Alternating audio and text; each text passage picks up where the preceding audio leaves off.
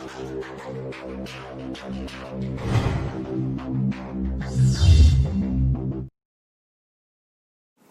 students, today I am telling you the classification of bonds. See, molecules have different type of attractive forces, and these attractive forces can be categorized into the strong bond and weak bond.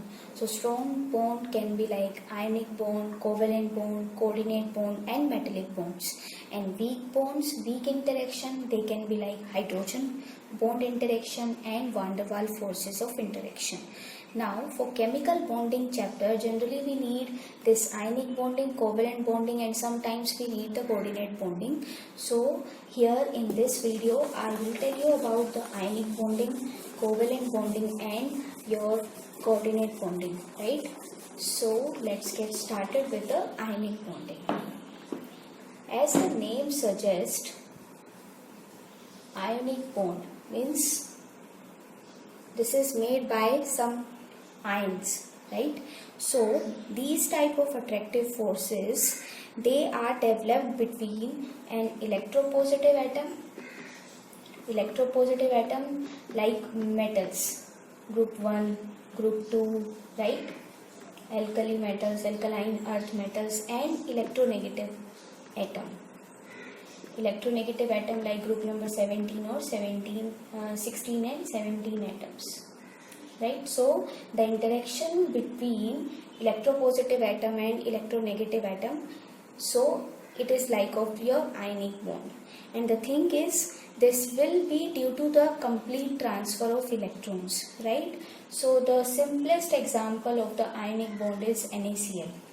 In NaCl, the first step is your Na means sodium, that is having 11 electrons, and first it is changing into Na positive with electronic configuration 2,8, means it has lost its one electron and now this is cation.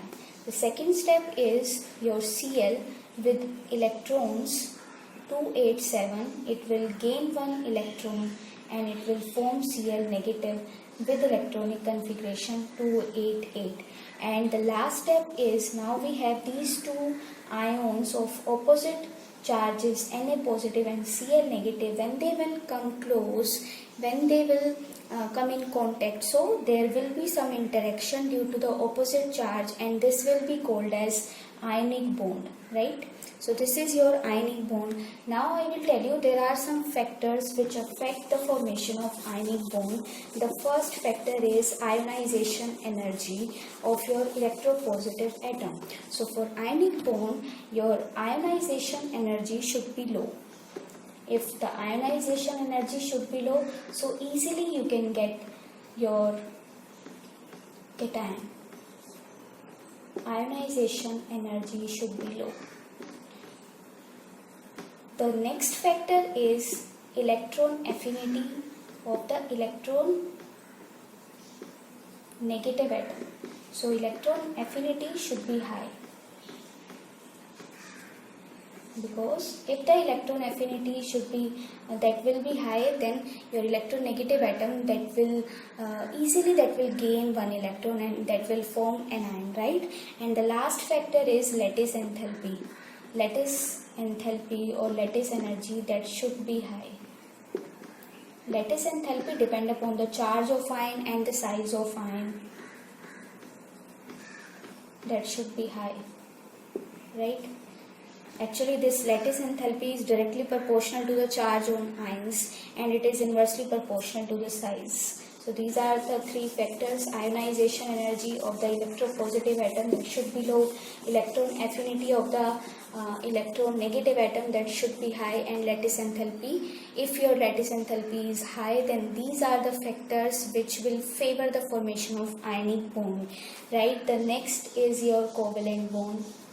So in previous class also we had done covalent bond. Covalent bond means the bond formed by the mutual sharing of electrons between the combining atoms, right? Suppose you are having H2. So here these two hydrogen, they will share one electron and they are forming this single bond. So this is called covalent bond. Covalent bond means they are sharing they are mutually sharing electrons and they are completing their duplet and octet.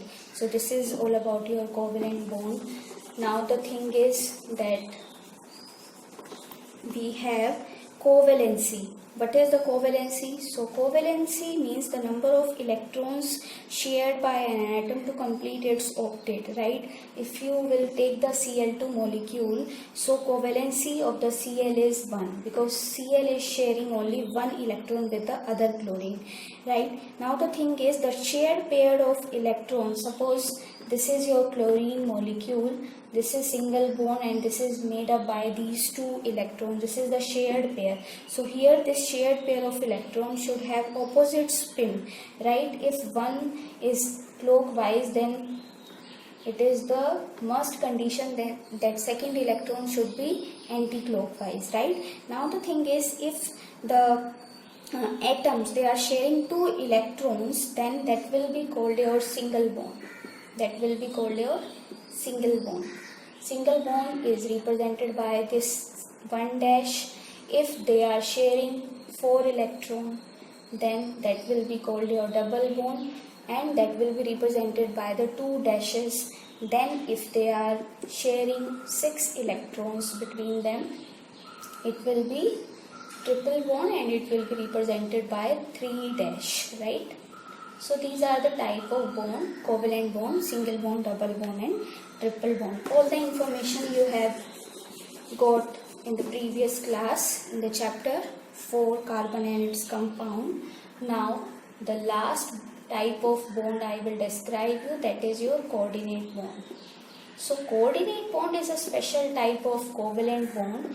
Here the thing is that it is a covalent bond in which the electron pair will come from only one atom but shared by both, right? So suppose you are having this NH4 positive ion. So here in this molecule we are having covalent bond as well as we are having coordinate bond.